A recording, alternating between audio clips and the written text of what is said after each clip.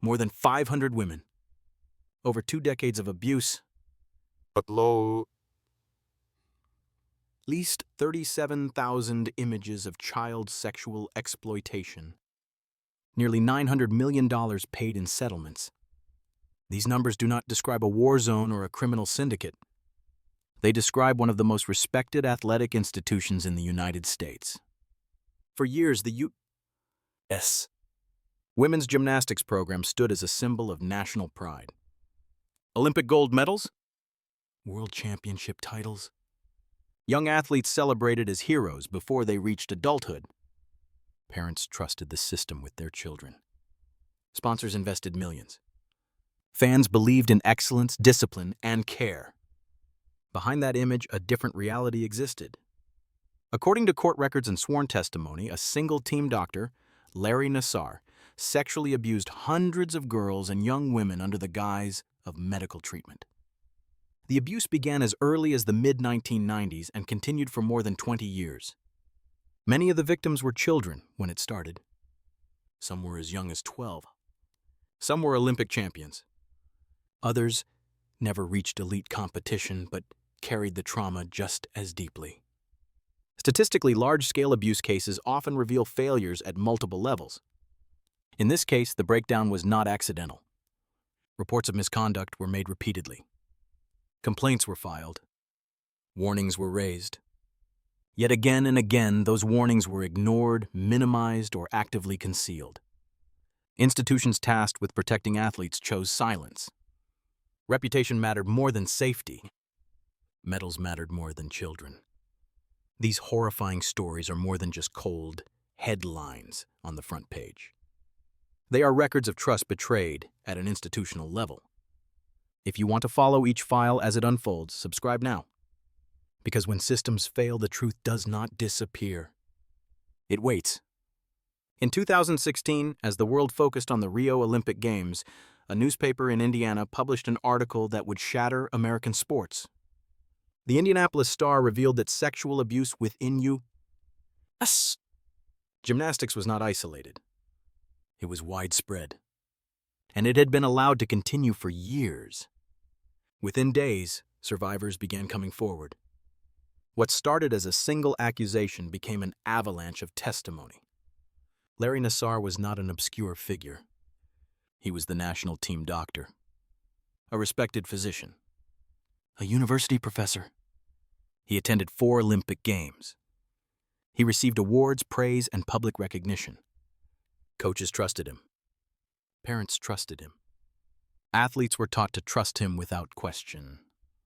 That trust was systematically exploited. As the investigation unfolded, it became clear that this was not simply the story of one predator. It was the story of a system that failed at every checkpoint. Universities failed to report allegations. Governing bodies failed to act. Executives failed to intervene. In some cases, victims were asked to sign confidentiality agreements. In others, they were warned that speaking out could end their careers. By the time the criminal cases reached court, the scale of the damage was impossible to deny. More than 150 survivors stood before a judge to describe what had been done to them. Many spoke publicly for the first time. Some described abuse that occurred hundreds of times. Others described how no one believed them when they tried to tell the truth. This is not only a case about sexual abuse. It is a case about power, silence, and institutional protection. It is about how a system built to produce champions instead produced survivors. And it raises a question that extends far beyond gymnastics. When numbers grow this large, when warnings go unheard for decades, responsibility can no longer stop with one man. Long before Larry Nassar's name became synonymous with abuse, the environment that enabled him was already firmly in place. It was a system built on discipline, obedience, and results. In elite women's gymnastics, success often begins in childhood. Girls are identified young, trained relentlessly, and taught to follow authority without hesitation. That structure, designed to produce champions, also created the perfect conditions for silence. In the United States, competitive gymnastics is not merely a sport. It is a pipeline. Young athletes enter private clubs at 5 or 6 years old. By their early teens, many are training full-time, isolated from traditional schooling and social development. Their schedules are controlled by coaches. Their bodies are controlled by medical staff. Their futures depend on compliance. Within this environment, questioning authority is discouraged. Pain is normalized. Discomfort is reframed as weakness. Athletes are told that success requires sacrifice, and that those who complain are replaceable. The power imbalance is profound. A single coach can determine whether a child advances or disappears from the system entirely. Larry Nassar entered this structure as a trusted figure. He was not a coach, but his authority was arguably greater. As the national team doctor, he controlled access to treatment, recovery, and competition readiness. He presented himself as calm, gentle, and deeply invested in athlete well-being. Parents were reassured by his credentials. Coaches deferred to his expertise. Athletes were instructed to obey. Nassar's abuse was disguised as medical care.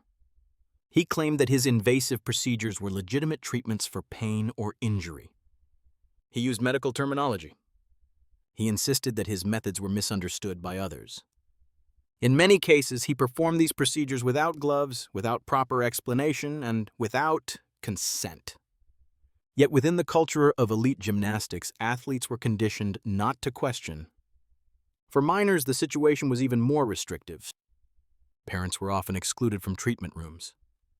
Privacy was framed as professionalism. When athletes expressed discomfort, they were told that the pain was necessary, that they did not understand medicine, or that their reactions were normal. The confusion was deliberate. What makes this case especially disturbing is not only the duration of the abuse, but the number of opportunities institutions had to stop it. Complaints were made. As early as the late 1990s, athletes told coaches and administrators that something was wrong. Some reported Nassar's conduct directly to officials at USA Gymnastics. Others informed staff at Michigan State University, where Nassar also worked. In multiple instances, parents raised concerns. The response was consistent. The allegations were minimized, redirected, or quietly buried. Instead of contacting law enforcement, institutions conducted internal reviews. Instead of removing Nassar from athlete access, they allowed him to continue practicing. In some cases, he was permitted to resign quietly or change roles, avoiding scrutiny. The priority was not safety. It was damage control. At the organizational level, USA Gymnastics operated with limited external oversight. Its leadership held significant influence over athlete careers and Olympic selection. Reporting abuse meant risking retaliation. Athletes feared being labeled difficult. Parents feared their children would be cut from teams. Coaches feared losing funding or status. This was not accidental neglect. It was a pattern. When athletes attempted to speak up, they encountered disbelief. Nassar was respected. He had medals, awards, and institutional backing. The idea that such a figure could be a serial abuser was easier to dismiss than confront. In some cases, victims were encouraged to sign non-disclosure agreements. In others, they were advised to remain quiet for the good of the sport. The system rewarded silence and punished resistance. Michigan State University, where Nassar treated both athletes and non-athletes, also failed repeatedly. Reports of misconduct were handled internally. Investigations were slow, fragmented, and inconclusive. Nassar retained access to patients for years after concerns were raised. Each institutional failure reinforced the same message. Speaking out would not protect victims. It would isolate them. For many survivors, the abuse was compounded by the response to it. They were not only violated physically, but dismissed emotionally. Their credibility was questioned. Their motives were scrutinized. Some were told they misunderstood medical procedures. Others were told they were alone. They were not alone. By the time the truth emerged publicly, it became clear that the silence surrounding Larry Nassar was not the result of ignorance. It was the result of structure. A hierarchy that concentrated power, a culture that valued performance over protection, institutions that chose reputation over responsibility. This chapter of the story is not about one man's actions. It is about the system that made those actions possible and sustained them for more than 20 years. And as long as that system remained intact, the abuse continued.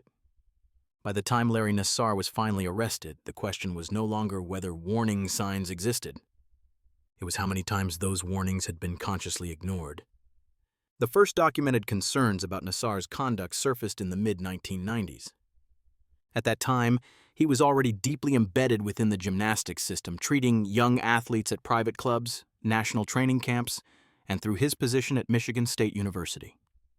His reputation was carefully cultivated. He was described as knowledgeable, soft-spoken, and indispensable. That reputation became his shield. Several athletes later testified that they had reported inappropriate treatment while they were still minors. Some spoke to coaches. Others told trainers, administrators, or university staff. In multiple cases, parents raised questions after witnessing or hearing descriptions of Nassar's methods. The responses followed a familiar pattern. The complaints were reframed as misunderstandings. The athletes were told that Nassar's techniques were medically sound, and the matter was quietly closed. At USA Gymnastics, internal handling replaced accountability. Rather than notifying law enforcement, executives chose to manage allegations internally. Reports were routed through legal departments. Language was softened. Timelines were delayed. Each step created distance between the accusation and any real consequence. One of the most critical failures occurred in 2015, when USA Gymnastics was formally informed of sexual misconduct allegations involving Larry Nassar.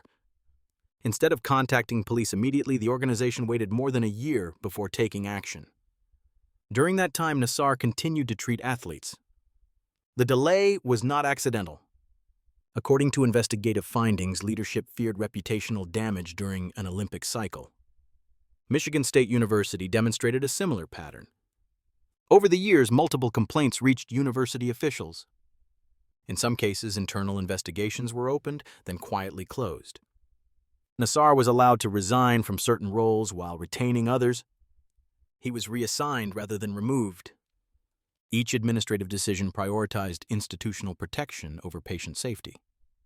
The system also relied heavily on isolation. Young athletes often lacked the language to describe what was happening to them.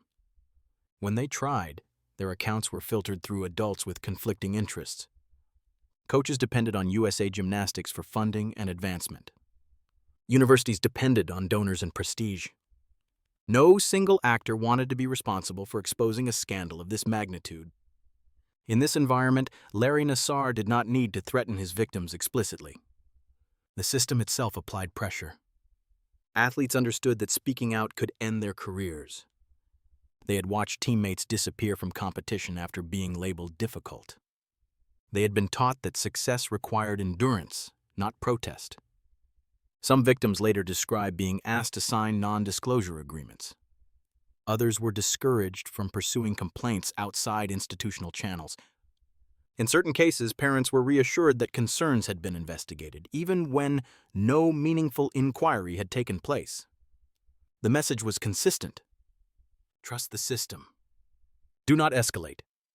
Law enforcement failures compounded the damage. In 2015, an investigation conducted by the Federal Bureau of Investigation mishandled early reports from Olympic athletes. Agents failed to document statements accurately. They delayed action. They did not alert local authorities in a timely manner. This failure allowed Nassar's abuse to continue for more than a year after federal involvement began. The cumulative effect of these decisions was devastating. Each ignored warning validated the next. Each institutional silence reinforced Nassar's confidence. He continued abusing athletes, knowing that complaints led nowhere. The absence of consequences became proof of immunity. Public exposure finally arrived in 2016, not through internal reform, but through journalism. An investigation by the Indianapolis Star revealed a pattern of sexual abuse within U.S. Gymnastics and a culture that enabled it. Once the story broke, the floodgates opened. Survivors who had been isolated for years realized they were not alone. What emerged was not a series of isolated mistakes, but a sustained failure across organizations. USA Gymnastics, Michigan State University, The U.S. Olympic Committee? Federal investigators? Each had access to information that should have triggered immediate intervention. None acted decisively. This chapter of the case makes one fact unavoidable. Larry Nassar did not succeed because he was invisible. He succeeded because he was protected. The warning signs were present. The reports were made. The opportunity to stop him existed repeatedly over 2 decades. Each time the system chose silence. And when silence is enforced at scale, abuse does not remain hidden. It multiplies. When the case against Larry Nassar finally reached the courtroom, it became something far larger than a criminal proceeding. It became a reckoning. By the time sentencing began in January 2018, Larry Nassar had already pleaded guilty to multiple counts of criminal sexual conduct. The legal outcome was no longer in question. What remained was the human record. And for the first time, the system that had silenced victims for decades was required to listen. More than 150 women and girls chose to speak. They stood one by one in a Michigan courtroom and described what Larry Nassar had done to them. Some were Olympic gold medalists. Others had never competed at the elite level. Some were teenagers. Others were adults who had carried the trauma for most of their lives. Their backgrounds differed, but their experiences followed the same pattern. They had trusted a doctor. They had been told the abuse was treatment. They had tried to report it. And they had been ignored. Rachel Den Hollander was the first to speak publicly, and her statement set the tone for everything that followed. She described being abused by Nassar as a teenager under the guise of medical care. She explained how authority, faith, and trust had been weaponized against her. Her testimony was precise, controlled, and devastating. It dismantled every remaining attempt to frame the abuse as misunderstanding. As survivor after survivor took the stand, the courtroom transformed. This was no longer about Larry Nassar. He sat silent, head down, reduced to a name spoken only in condemnation. The focus shifted entirely to those he had harmed. Olympic champion Aly Raisman addressed the court directly. She rejected apologies that came too late and exposed the institutional failures that allowed Nassar to continue. She spoke not only for herself but for teammates who had been told to stay quiet. Her words carried the weight of someone who had succeeded in the system and still been betrayed by it. Michaela Maroney described the psychological toll of abuse that occurred while she was training to represent her country. She spoke of fear, isolation, and the cost of silence. Simone Biles, Jordan Weber, Gabby Douglas, and others later echoed the same truth. Winning medals did not protect them. Status did not protect them. The system did not protect them. Some statements were calm. Others were raw with anger. Several were read by parents whose daughters were unable to speak. One father, whose daughter had been abused, described how the trauma ultimately contributed to his own suicide attempt. Another parent collapsed in court while recounting the impact on their family. What unified every testimony was clarity. The abuse was real. The harm was lasting. And the failures were systemic. Judge Rosemarie Aquilina presided over the sentencing. Her role would become historic. Rather than limiting victim statements to a handful of speakers, she allowed every survivor who wished to speak the opportunity to do so. Over the course of several days, the courtroom became a space for collective truth-telling. When Aquilina finally addressed Larry Nassar, her words were direct and unequivocal. She rejected his attempts at remorse. She rejected the narrative of misunderstanding. And she rejected the idea that his crimes could ever be minimized. "You are no longer in control," she told him. In that moment, power shifted. For survivors who had been told for years that their voices did not matter, the courtroom became proof that silence was not permanent. The very institutions that had failed them were now forced to watch as the truth was spoken publicly, recorded permanently, and acknowledged by the legal system. The sentencing that followed was severe. Larry Nassar received sentences totaling decades in prison, effectively ensuring he would never be released. But for many survivors, the length of the sentence was not the point. What mattered was recognition, accountability, and the knowledge that future victims might be spared. Outside the courtroom, the impact was immediate. Public outrage intensified. Executives resigned.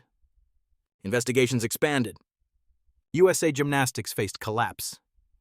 Michigan State University confronted lawsuits and leadership changes. The U.S. Olympic Committee was forced to respond. The survivors had done what institutions refused to do for years. They exposed the truth. This chapter of the story is not defined by Larry Nassar's downfall. It is defined by the moment victims reclaimed their agency. When silence broke. When power shifted. When a system built to suppress voices was overwhelmed by them. And with that shift, the final phase of the case began. When Larry Nassar was led out of the courtroom in handcuffs, the legal chapter of his crimes reached its end. The institutional reckoning, however, was only beginning.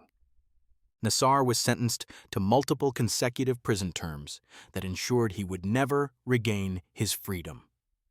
He was later sentenced in federal court for possession of child sexual abuse material, adding years to an already irreversible punishment. From a legal standpoint, the verdict was final. From a moral standpoint, it exposed a far larger failure. In the months that followed, the organizations that had enabled Nassar faced consequences of their own. USA Gymnastics entered bankruptcy. Its leadership resigned under intense public pressure. Congressional hearings examined how complaints had been handled, dates, and why warnings had been ignored for so long. Michigan State University agreed to a settlement of approximately $500 million with survivors and implemented sweeping leadership changes. In total, institutions connected to the case paid nearly $880,000 USD in settlements. The numbers were staggering. But for many survivors, financial compensation was never the measure of justice. What mattered was acknowledgement. The recognition that the abuse was real, that it was systemic, and that it should never have been allowed to continue. The case also reshaped how the United States approaches athlete safety. New safeguarding policies were introduced. Mandatory reporting requirements were strengthened. The U.S. Center for Safe Sport was established to handle abuse allegations independently of sports organizations. While critics argued that reforms remain incomplete, the case permanently altered the conversation around power and protection in youth sports. Perhaps the most lasting impact lies in the shift of narrative. For decades, Larry Nassar was protected by authority and credibility. When he finally fell, it was not because institutions corrected themselves, but because survivors refused to remain silent. They spoke publicly, repeatedly, and collectively until silence became impossible to maintain. This story is often described as the downfall of a predator. That framing is incomplete. It is equally the story of a system that prioritized medals over minors, reputation over responsibility, and control over care. Nassar did not operate alone. He operated with permission, reinforced by layers of inaction. Today, his name is no longer associated with medical expertise or Olympic success. It is a warning. A reminder of what happens when trust is weaponized and accountability is deferred. For the survivors, the trauma does not end with sentencing. Healing is not linear. Justice does not erase memory.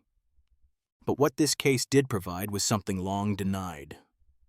A record, a voice, and a moment when power shifted permanently away from the abuser. The Larry Nassar scandal stands as one of the darkest chapters in American sports history. Not because it happened in secret, but because it happened in plain sight. And because so many chose not to see it. That is the legacy. And that is the lesson.